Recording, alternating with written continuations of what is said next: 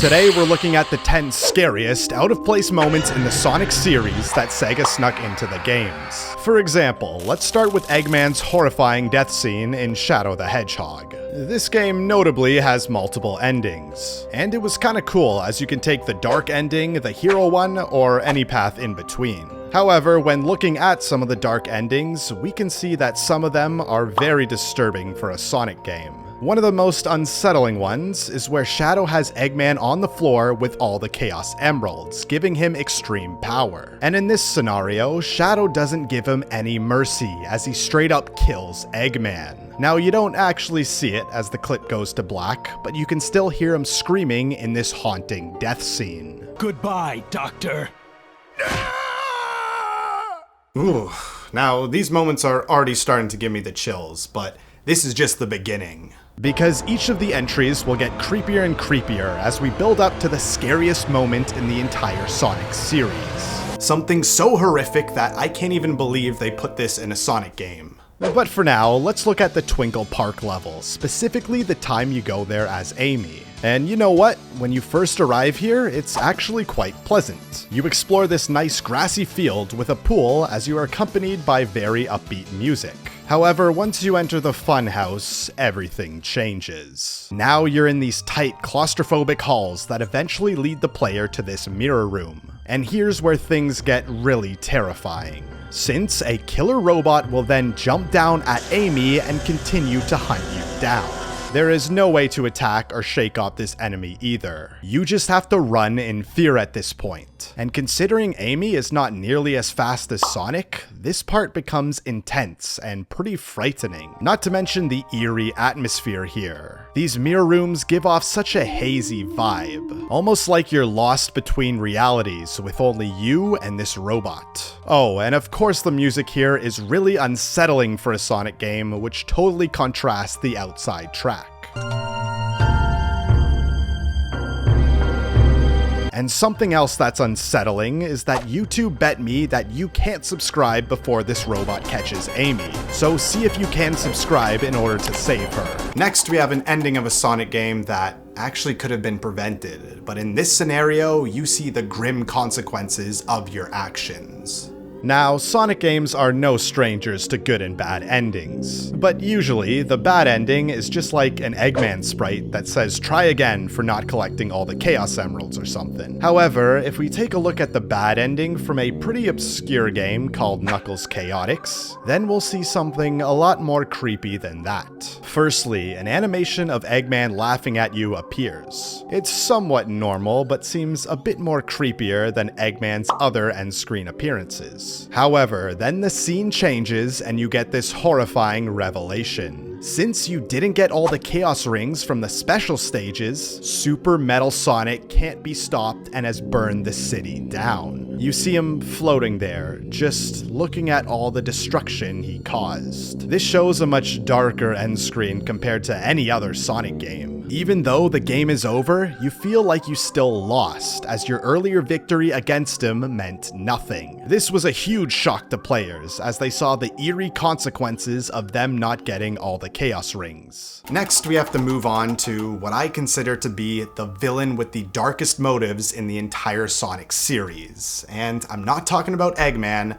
I'm talking about Mephilis. One particularly creepy moment was when Mephilis meets back up with Shadow in the distant future. Sonic 06 is a convoluted story, but basically all of Sonic's friends go back to the present after traveling forward to a war-torn future. But just before Shadow is about to follow them, Mephilis appears in a really unsettling manner, straight up looking like a horror villain with his head tilted here. So what does Shadow do? Follow his friends back to the present? No, of course he doesn't. He stays in the post-apocalyptic future with Mephilis right as the portal closes, allowing no way to escape.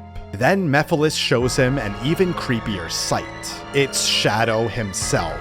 What his fate has become in this future. He's locked up, imprisoned, and helpless. This is then followed by Mephilis transforming into his new creepier form, which begins a boss fight where he swarms you with an army of dark creatures. And where is Mephilis during the fight? Right on top of you, as your Shadow in fact. effect. This gives a whole new layer of creepiness and helplessness, as there is no way to shake him off. He is now a part of you. Combine the fact that you are being swarmed with enemies in a dimension with no escape with Mephilis' creepy theme accompanying all of this? Yeah, this was certainly a terrifying scene. Ugh, I'm already getting the creeps in this video. I can't even imagine what the #1 spot is gonna be. And it seems like this isn't the only dark instance that Shadow has been a part of. In fact, his past is filled with these types of moments, particularly the death of Maria. Basically, Shadow grew up and became good friends with Maria Robotnik, the granddaughter of Gerald Robotnik, who's also the grandfather of Dr. Robotnik too. All caught up now? Okay, cool. Maria had a deadly disease, so Gerald was trying to develop a cure. However, after deeming Gerald's work to be too dangerous, the government steps in and shuts down his operations. This involves trying to seize Shadow, who's an experiment of his. So Maria helps Shadow to escape by launching him away in these pods. But this results in her brutally getting killed by one of the government agents as an attempt to stop her. Now, this is seen in many flashbacks throughout Sonic Adventure 2 and Shadow the Hedgehog, and each new angle we see of it, the more unsettling it becomes. Just the image of her falling down after being shot, then reaching out asking for Shadow's help as she dies, is just chilling. Or in another flashback, it starts in a first-person perspective, almost like a horror movie, where all you can hear is them breathing heavily and running away down a hall. Then the scene cuts to Maria's shocked face, followed by the gunman shooting her before fading to white. Sure, Robotnik's experiments were dangerous, but he was trying to find a cure for her disease. And Maria was an innocent girl that died, making this a very dark tragedy in the Sonic series. Now we're a mere 5 spots away from the most horrifying thing I've ever seen in a Sonic game. So why don't we look at some underwater levels first? Because there's something in particular about Sonic ones that creep people out. The most apparent, stressful, and terrifying part of this is the drowning music that plays when you're low on air. It's the constant thought of this music coming back at any time that would always put players on edge down here. Not to mention that some of the drowning animations are pretty dark for a Sonic game too. In Adventure 1, you see his lifeless body float to the surface after drowning. Or what about Adventure 2, where he slowly tilts upside down much like a fish does when they die. Or then there's Generations, where he reaches up with one hand and grabs his neck with the other one as he gasps for air. Even the sound effect you hear after you drown is terrifying too, almost sounds like a heart monitor that is flatlined, leaving you in silence with just this humming left.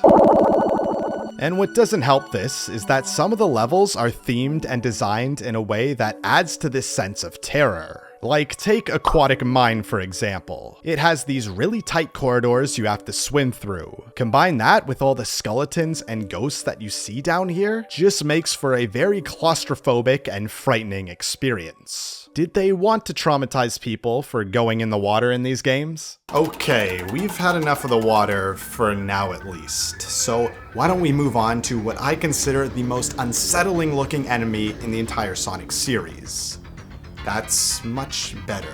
And to see this creature, we have to look at Sonic Unleashed, particularly towards the end of the game. Now, after duking it out with Eggman for the final time, you guys both end up falling all the way down to the Earth's core. And here we awaken a frightening beast, because up from the lava emerges this creature called Dark Gaia. His appearance is already pretty frightening, and the fact that you're trapped down here in Earth's core with this creature adds a lot more to this scary feeling. However, this is only the beginning, because after you beat him in the first phase and attack him by spin dashing his eye, you move on to the final phase, which plays one of the most horrifying cutscenes I've ever seen.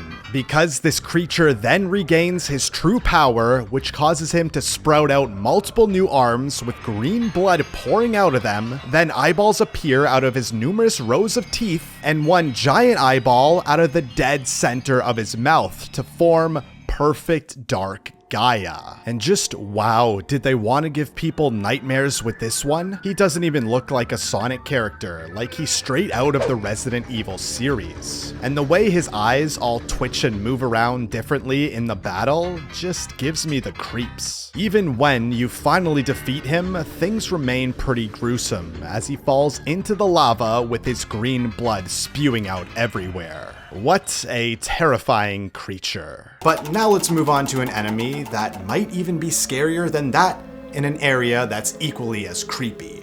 And the first thing that sets the mood for this level is just the name, Death Chamber. Geez, that's not even subtle. Its dark and labyrinth pyramid layout is unsettling enough, but the true horror lies in its inhabitants, ghost-like creatures called boos. Their bloodshot eyes straight up stare into your soul, a stark contrast from the more playful design of the boos in Mario, making them seem straight ripped from a horror game by comparison. Not to mention that at random points, these things will pop out and jump scare you that may cause your heart to skip a beat. But this is just the beginning, as in the next level you fight the boss of these boos, and he's just as creepy as he sounds. It begins with a chilling sound that this creature makes. Then the giant ghost appears and will constantly stalk and chase you around his underground dungeon. This really gives you the sense of helplessness while down here, since there's no way out. Oh, and just when you think you're in the clear, he'll poke his head out around the corner and begin to follow you again. It's like he always knows where you are down here. There was even an episode of Sonic X where these boo ghosts appeared in too, which gets even more creepy as the ghosts try and possess the main cast in order to bring them to the spiritual world to feed King Boo. Besides that being a terrifying plot, just look at how these characters look while being possessed. Amy over here looks like this terrifying ghostly abomination. Ugh, now that is truly scary. Let's move on to the next one. Now today we've already looked at the Shadow the Hedgehog video game, because it's one of the more darker Sonic games, so it's fitting that we look at it again for the final two placements. And the creepiness in this game is really ramped up by the time you reach the final stage. Here, all the characters are confronting the main villain, Black Doom. But then, they all suddenly become paralyzed, making them stuck in place from a gas that was quickly released in this room by Black Doom as well. He describes how this chemical works by saying it'll slowly enter their bloodstream, making it a slow and painful death for these characters. And if that concept wasn't already creepy enough, he then sends aliens to go eat the Sonic cast as they're all helplessly frozen in place. Shadow does actually break free because main character reasons, so he does fight back against the aliens. This is quickly followed by a frightening boss fight over the destroyed city that the aliens have caused. But the creepiest part about this fight is that if you take too long to defeat him, then you will hear some of the creepiest character dialogue I've heard in the whole Sonic series. It's Sonic and his friends begging you to save them as their imminent death awaits. What do we do? I can't keep my eyes. Shadow, I believe in you. Shadow, you're supposed to be the ultimate life form, right? You've gotta keep going. Geez, I don't think I've heard the Sonic cast be so close to death in such a desperate situation before. This really causes the fight to have a very creepy vibe to it. So creepy, in fact, that there was only one other moment that I could think of that was even creepier.